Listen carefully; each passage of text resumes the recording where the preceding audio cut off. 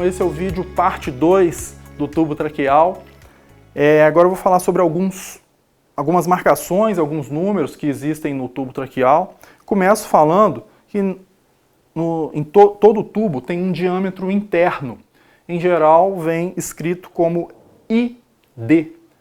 São as iniciais da língua inglesa, né, de diâmetro interno. O diâmetro interno desse tubo tem 7,5 milímetros. E tem um outro número, que é OD. É a sigla em inglês para diâmetro externo. O diâmetro externo desse tubo é 10 milímetros, ou seja, 1 centímetro. Então o tubo ocupa 10 milímetros de diâmetro, né? Porém o seu diâmetro interno é apenas 7,5 milímetros. Como que eu coloco o nome nesse tubo? Um tubo 7,5, é assim que a gente fala. A gente não fala, me dá um tubo de diâmetro interno 7,5, não tem necessidade de falar dessa maneira. Um tubo 7,5, a gente sempre se refere ao tubo pelo diâmetro interno dele. A gente vê que está escrito no tubo oral nasal, significa que eu posso utilizar esse tubo tanto pela boca, né, que é o mais tradicional, na maioria das vezes é assim que a gente utiliza, mas também é possível fazer uma intubação pelo nariz. Lembrando que sempre que houver suspeita de fratura de base de crânio, nada pode ser introduzido pelo nariz. O tubo ainda tem algumas marcações em centímetros. Nesse nosso tubo eu tenho 16, 18, 20, 22. Isso significa 20 centímetros de distância da ponta do tubo.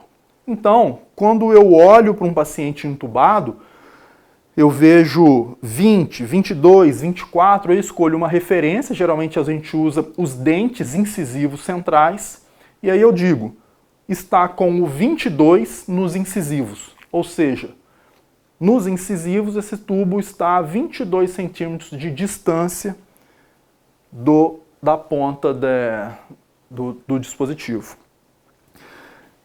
Quanto eu introduzo do tubo orotraqueal? A rigor, os tubos têm uma marcação, né, geralmente na cor preta.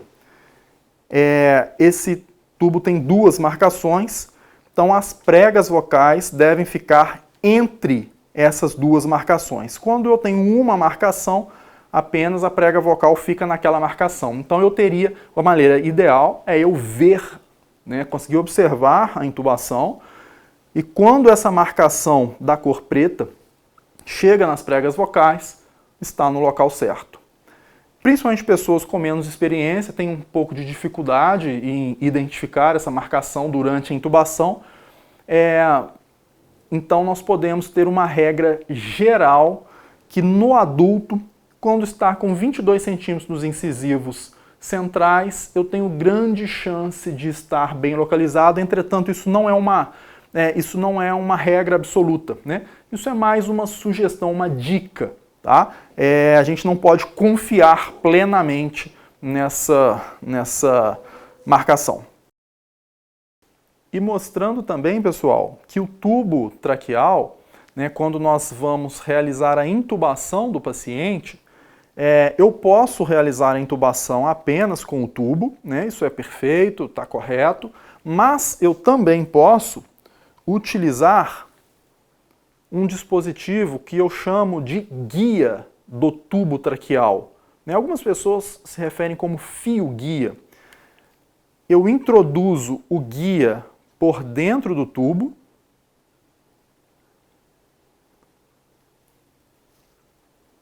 qual é o objetivo do guia? O objetivo é deixar o tubo mais rígido para ele fazer um trajeto mais previsível e que ele não dobre, né, acidentalmente enquanto eu estou realizando a minha intubação. Um aspecto muito, muito importante do guia, e às vezes a gente vê algumas pessoas cometendo algum equívoco, é que eu jamais posso deixar o guia ultrapassando a ponta do tubo orotraqueal, do tubo traqueal. Não posso permitir isso. O guia sempre deve ficar proximal à parte distal do tubo. Então essa é a maneira correta Porque se eu deixo o guia distal ao tubo, o guia ele é rígido, ele pode causar uma lesão muitas vezes grave, né, com elevado risco de óbito para o paciente, né, uma lesão de laringe, uma lesão de traqueia, uma lesão de brônquio e, eventualmente, essa lesão pode ser mortal. Então eu deixo o guia antes do final do tubo para manipular o meu tubo traqueal com segurança.